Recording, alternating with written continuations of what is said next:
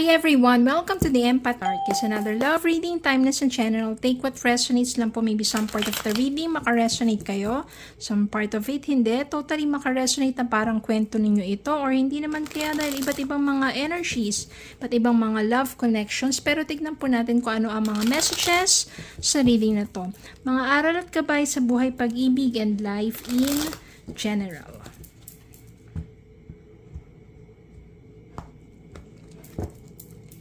Spirit guys, send me messages. Anong love connections ito, lessons in life and guidance na nais mong ipabatid sa amin. Mga aral at gabay sa buhay, pag-ibig, and life in general.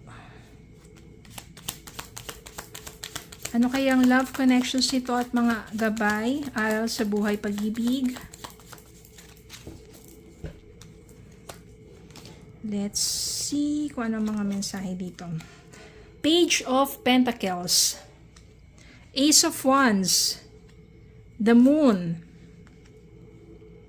the Hermit, Eight of Wands, Temperance, Queen of Cups. Kuha pa tayo, bottom of the deck, Seven of Wands. Yan. Meron ditong Wands, tapos may Temperance, Ace of. So, may Pentacles din naman. Parang mas malakas dito mga energy ng mga fire sign. Ano ba yung mga fire sign? Okay, so tingnan natin. Meron ditong Page of Pentacles. Ibig sabihin nito, may mga opportunity para sa connection ninyo to have, sabihin natin, panibagong pagkakataon. Second chances. For your connection to prosper. Paano naman sabihin wala nga kaming connection o wala nga kaming communication ngayon Ace of Wands. No, parang magsisimula kasi muli. Kung naputo lang inyong connection or communication, Ace of Wands is a new beginning for both of you. Kaya nandito rin si Eight of Wands. Ibig sabihin nito communication. O, fast-moving energy to na bigla na lang siya magugulat ka out of nowhere. O, di ba parang ang tagal na, hindi mo na siya masyado naiisip pa, pero bigla na lang siya magme-message sa'yo. So, magkakaroon kayo ng communication ulit ng taong to. Ito yung mga panahon na yung person mo, parang ang tagal, hindi nagparamdam sa'yo. Nag-hermit mode muna siya, ibig sabihin niya, no? Nag-soul searching siya. O pwedeng ikaw rin to, di ba? Tapos, maaring yung person mo keeps wondering about you. About, yan, di ba? Siyempre, nag-soul searching. Pero sa deep inside, di ba? Napagtanto niya, no, palagi kanyang iniisip. Minsan meron lang siyang fear. No, ano kaya makahinat na ninyong dalawa? Ang dami niyang fear about your connection. Pero since nagkaroon naman siya ng time for soul searching, maaring naisip niya na talagang gusto ka niya.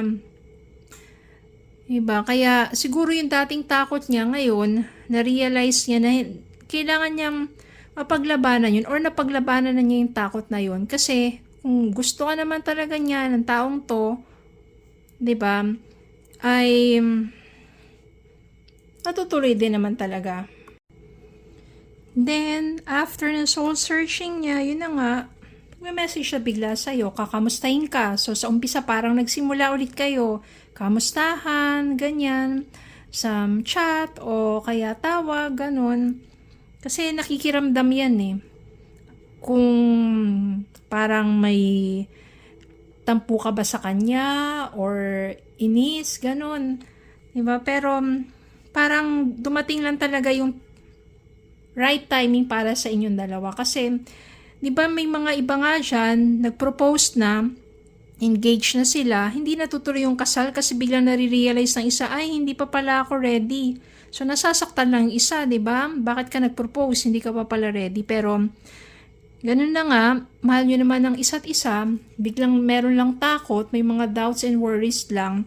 But this time, ang maganda, Seven of Wands, ipaglalaban na talaga niya yung damdamin niya. Kumbaga wala na, hindi na niya hayaang pamanaig kung ano man yung mga fears na yon at ready na siyang harapin ang magiging future nyo together.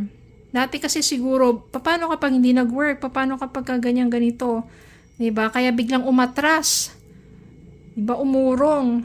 Pero dito, nagkakaroon ng panibagong pagkakataon para sa inyong dalawa. Magbe-message yan. Magkakaroon kayo ng reconnection o communication muli. And this is the right timing for both of you. Yung love nyo sa isa't isa, this time, maipaglalaban na. Oh. So, ibig sabihin yan, merong magbabalik sa buhay ninyo. Magugulat na lang kayo kasi itong message niya, unexpected yan. Tingnan natin, ano pa magiging future nyo together o ano pa yung mga messages para sa inyo. Ano ba ang kahinat ng kanilang connection?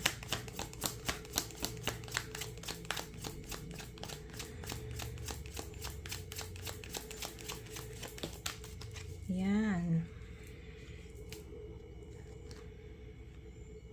So, meron ditong Six of Swords, Three of Wands, and Wheel of Fortune.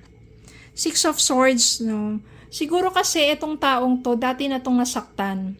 Hindi pa siya nakapag-move on sa mga panahon na nagkakilala kayo at na-inlove ka sa kanya at na-inlove na rin siya sa'yo. Kaya biglang may takot. No? Parang, baka masaktan na naman ako. Ang dami niyang takot yun dahil hindi pa siya totally healed. Pero this time, nakapag-move on na talaga na itong taong to. Kaya, Three of Wands, ang dami na niyang plans para sa inyong dalawa together. And Wheel of Fortune, napakaganda ng kapalaran ninyong dalawa. So, maybe ito na yung tamang pagkakataon para sa inyo na maituloy, ipagpatuloy ang inyong connection, ang inyong naudlot na pagmamahalan. Huwag ka matakot na patuloyin muli siya sa buhay mo kasi maybe ito na yung tamang panahon.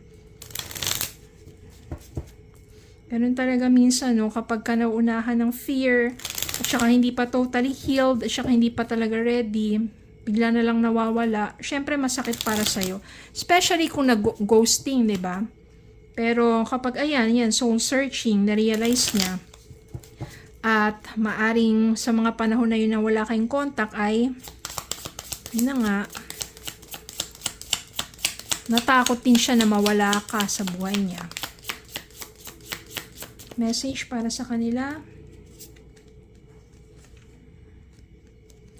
Ayan dalawa yung nabunot ko. Distance. The separation you are experiencing is necessary to help the relationship grow. Yung distance nyo between the two of you, especially yung wala kayong communication, is necessary to help the relationship grow. And soulmate, yes, this person is your soulmate, your connection is sacred. Kailangan lang munang magkahiwalay, magkalayo. But in the end, soulmate, na-realize ang taong to na ikaw talaga yung para sa kanya, and why not, 'di ba? Muli kayo magkaroon ng reconnection. Okay, so talaga minsan may mga pagkakataon na nagkakahiwalay, pero kapag nga, iba kapag ang taong umalis at di na bumalik, hindi para sa'yo, pero ang taong umalis at bumalik, siya talaga yung para sa'yo. Love is sweeter the second time around. Okay, so yun lang po, maraming salamat po sa suporta. Maraming salamat po for watching. Have a good day po and God bless.